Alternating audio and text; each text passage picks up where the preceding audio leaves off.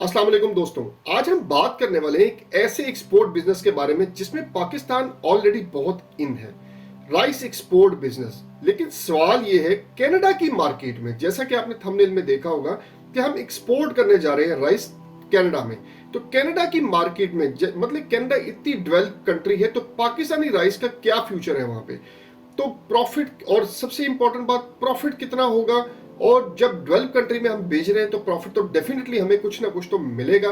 Licence और clearance का क्या प्रोसेस होगा, और सबसे इंपॉर्टेंट चीज, आप कनाडा के में चावल जो है कैसे एक्सपोर्ट कर सकते हो, स्टेप बाय स्टेप बताऊंगा।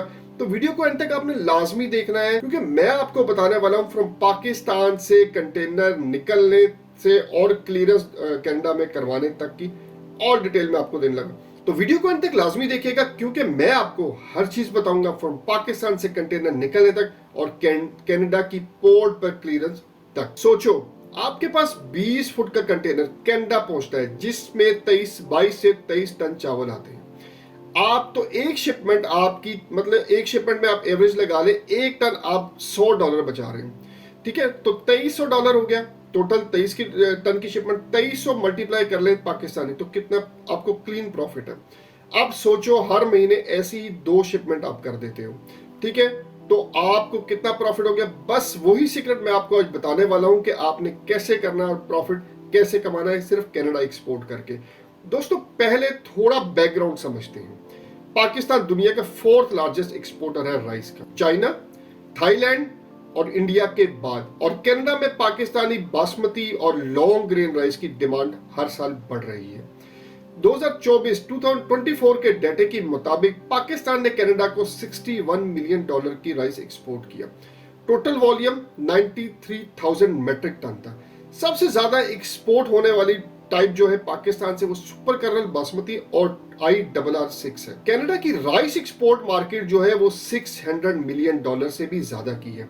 इंडिया से 50% इंपोर्ट करता है, पाकिस्तान से सिर्फ 10%, और बाकी चाइना, थाईलैंड, वियतनाम से एक्सपोर्ट इंपोर्ट होती है। यानी स्पेस अभी भी ओपन है। अगर आप क्वालिटी और ब्रांडिंग पे काम करें तो कनाडा में Pakistani rice easily market capture कर सकता है। कनाडा एक हाई रेगुलेटेड मार्केट है, मतलब हर चीज डॉक्यूमेंटेड और क्वालिटी पर डिपेंड करती है।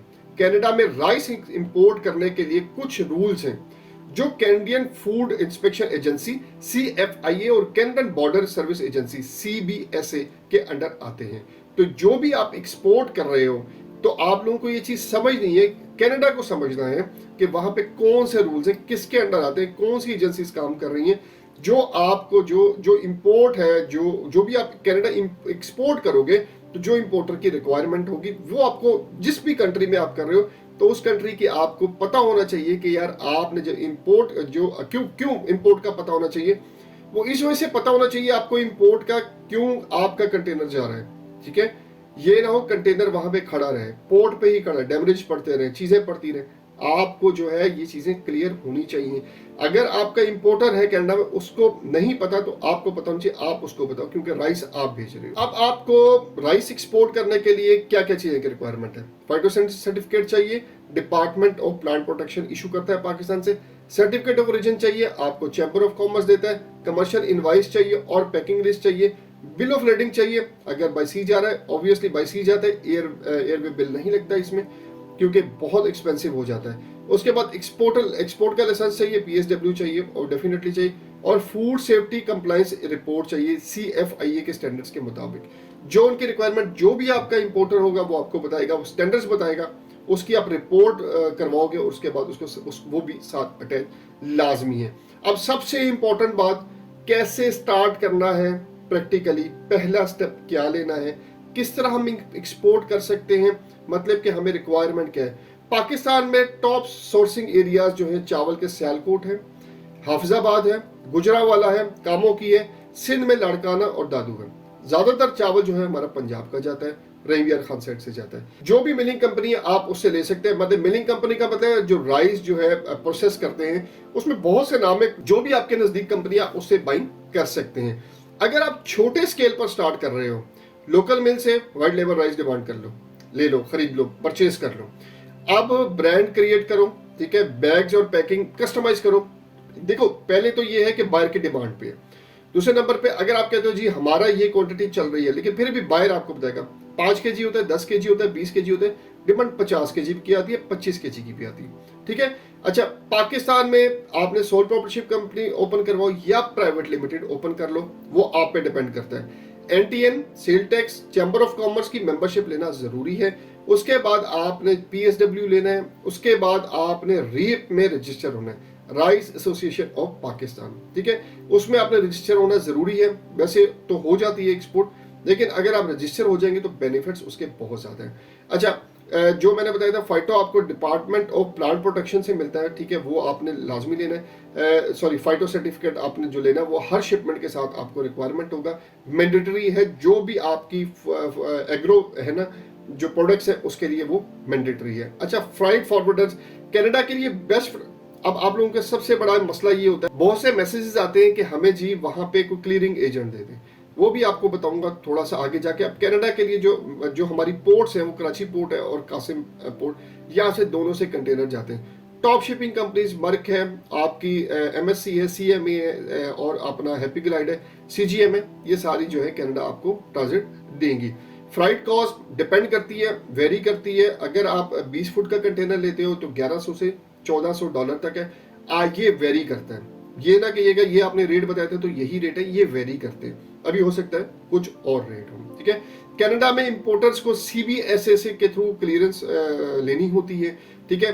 जो भी इंपोर्टर है आपका, अगर उसको उसकी कंपनी है लेकिन उसको नहीं पता, ठीक है, आपने उसको बताना है कि सीबीएसए के थ्रू आपने जो है उसकी क्लियरेंस लेनी है। और सीएफआई जो है फूड इंस्पेक्शन से भी आप लोगों ने उसमें वो चेक करता है, तो वहां से भी इंस्पेक्शन करवानी है। अच्छा, ये रैंडम चेक होता है, ठीक है। रैंडम चेक होने के बाद ये नहीं होता कि आपका डेफिनेट कंटेनर जो है CFIA से वो होगा, लेकिन ये रैंडम चेक होता है तो हो भी सकता है। तो आपने मद्देनजर रखनी है, सर्टिफिकेट आपने लाजमी इंपोर्टर कहे या ना के, लेकिन आपने उसको कहना है कि जी मुझे बताओ अपने स्टैंडर्ड्स क्या है, पता करके बताओ। तो उसके बाद आपने उसको उसको जो है आपने सर्टिफिकेट लेना है।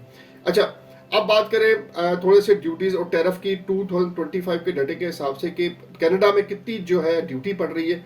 देखो, कुछ चीजें आप लोगों को पता होनी चाहिए मेरे हिसाब से कि अब हम जो मिल्ड राइस भेज रहे हैं उस पर 6.5% हम ड्यूटी दे रहे हैं, ठीक है, चार्ज कर रहे हैं। तो हमें पता नहीं कि हमने प्रॉफिट में ऐड करना होता है या अपनी इनवाइस में ऐड करना होता है। उसके बाद ब्रोकन राइस है, उसके 4% ड्यूटी दे रहे हैं, ठीक है।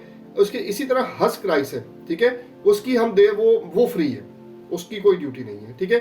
इसी तरह GST depending on province 5 to 13% है, ठीक है। अब ये किस जगह पे जा रहा है तो उस हिसाब से उसको वेरी करता है। यानी अगर आपकी कंसाइनमेंट ऑन्ट्रिया जा रही है तो आप अप्रोक्सीमेटली 6.5% ड्यूटी प्लस 13% HST पे करनी पड़ेगी आपको इंपोर्टर्स के थ्रू। वो इंपोर्टर्स के अगर देखो इनवाइस आपने देनी है, इंपोर्टर्स को बताना है कि ये हमने ऐड करना ही करना है। क्लियरेंस के लिए कनाडा की कुछ famous clearing agents, UPS supply chain management, इनसे आप बात कर सकते हैं। लिविंगस्टन इंटरनेशनल, इनसे बात करते हैं। डीबी स्केचेस कनाडा है, इनसे आप बात कर सकते हैं, ठीक है। ये 3-4 कंपनीज है जिनसे आप जो है गूगल करेंगे, आपको इनके एड्रेसेस वगैरह, फोन नंबर वगैरह मिल जाएंगे। इंपोर्ट अगर इंपोर्टर को आप वहां पे कुछ नहीं मिले तो आप यहाँ से इंपोर्टर्स की हेल्प कर सकते हो। और अगर आपको फ्रेड लेना है, जिस तरह आप फ्रूट एंड वेजिटेबल में कुछ चीज भेज रहे हैं, मैंगो भेज रहे हैं, कुछ भी भेज रहे हैं, तो आप इनसे फ्रेड वो ले सकते हैं कि ड्यूटी कितनी पड़ेगी, मैंगो पे क्या ड्यूटी है, क्या रिक्वायरमेंट है, कितनी शिपमेंट्स आपको आइडिया है, कितनी आ रही है, तो वो भी आप पूछ सकते हैं। डिपेंड करता है कि वो बताएगा कि नहीं, लेकिन आप अपना काम पूरा करें ताकि आपको समझ हो कि यार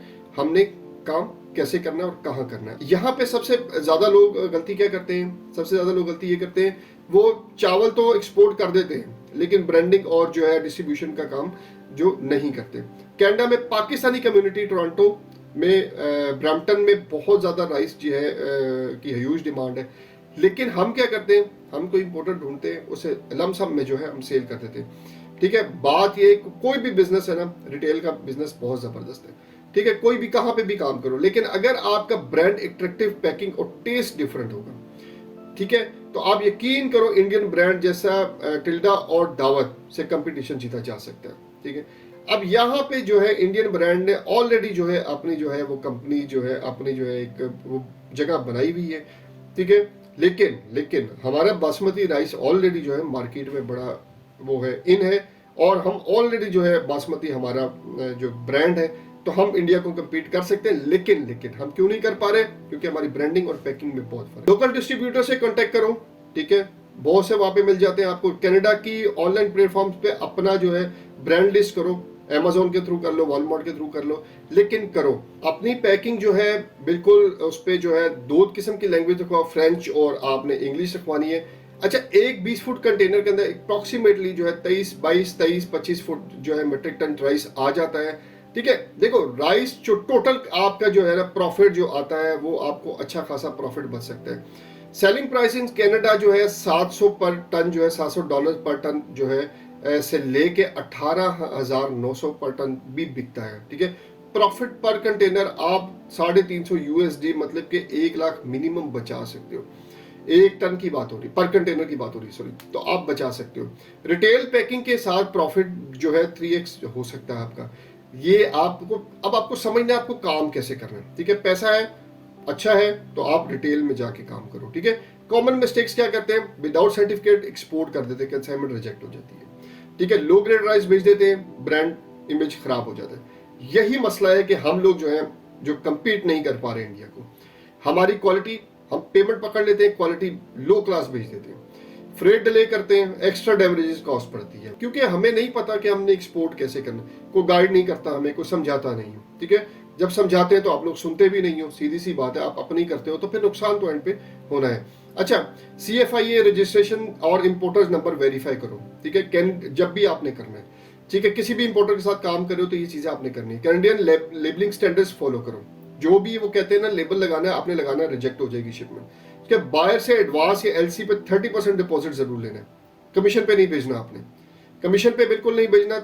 LC करो, LC पे भी 30% एडवांस लो, 70% LC ये रिवॉकेबल करो। ठीक है, इंश्योरेंस मैंडेटरी रखो, मेरीन और एक्सपोर्ट इंश्योरेंस ये आपने लाजमी रखनी है, क्योंकि खुदा ना खास्ता कुछ भी हो जाए तो आप इंश्योरेंस आप क्लेम कर सकते हो। कनाडा में एशियन जो पॉपुलेशन है रैपिडली बढ़ रही है, स्पेशली पंजाबी और मीडियम कम्युनिटीज, मतलब पाकिस्तानी एक्सपोर्टर्स के लिए गोल्डन टाइम है। 2025 के एंड में राइस कंजम्पशन की जो है वो 12 प्लस मतलब के ग्रोथ जो है 12% प्लस हो जाएगी। ठीक है, प्रिडिक्ट की जा रही है, तो कनाडा में है तो आप कर सकते हो। तो दोस्तों ये था ना पाकिस्तान से कनाडा राइस एक्सपोर्ट करने का प्रॉपर जो है complete guide, legal process, documentation, fried और प्रॉफिट तक सब कुछ मैंने आपको बता दिया। और कुछ भी आपको चाहिए और कुछ भी पूछना है तो कमेंट बॉक्स में लाजमी पूछेगा, मैं रिप्लाई उसका जरूर दूंगा। मिलते हैं नेक्स्ट वीडियो में एक नए एक्सपोर्ट बिजनेस के साथ। उम्मीद है आप लोगों को इस वीडियो से भी कुछ ना कुछ सीखा होगा। अगली वीडियो तक के लिए अल्लाह हाफिज।